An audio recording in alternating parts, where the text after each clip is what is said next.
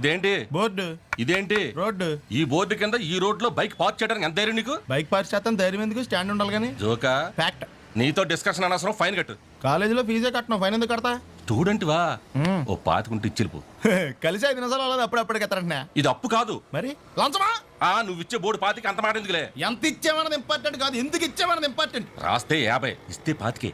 ఎందుకు ఇవ్వాలండి? బండి నడిపితే లంచం, ఆపితే లంచం, స్టాండ్ ఎత్తే లంచం, సౌండ్ ఎత్తే లంచం. ఎన్నాళ్ళు దౌర్జన్యం, ఎన్నేళ్ళు దుర్మార్గం. ఏంటి రెవల్యూషనా? కాదు, పొల్యూషన్. ఇలాంటి జోకులు వస్తేనే నాకు ఇరిటేషన్. బండి తీసుకెళ్లి స్టేషన్ లో పడేస్తాను, రేపు కోర్టుకు వచ్చి ఫైన్ కట్టి తీసుకెళ్ళు. అప్పుడు తెలుస్తుంది లంచం ఎంత మంచిదో. వస్తాను సార్, ఈ కోర్టుకే కాదు హై కోర్టుకు కూడా వస్తాను. న్యాయం కోసం ఏ ఎండకైనా వెళ్తాను, అంతేకాని లంచం మాత్రమే ఉన్నాను. ఏంటి గొడవ ఏంటి? నో పార్కింగ్ లో బైక్ ఎట్టడం లంచం అడుగుతున్నాడు రా. ఇంకోసారి లంచం అన్నావంటే ఏ లారీ కింద తోసేస్తానంతే. న్యాయం కోసం చచ్చిపోవడానికైనా సిద్ధమే. పిచ్చా ఏంటి నీకు? బండి స్టేషన్కి వెళ్ళిందంటే కోర్టు, ఫైన్లు, న్యూసెన్స్. అది అడిగింది ఇచ్చి పాడేయచ్చు కదా. ఆడెవడ బండికో మనం ఎందుకు డబ్బులు ఇస్తాం? మరి ఆ బండి మందగా గిరిగాడిది.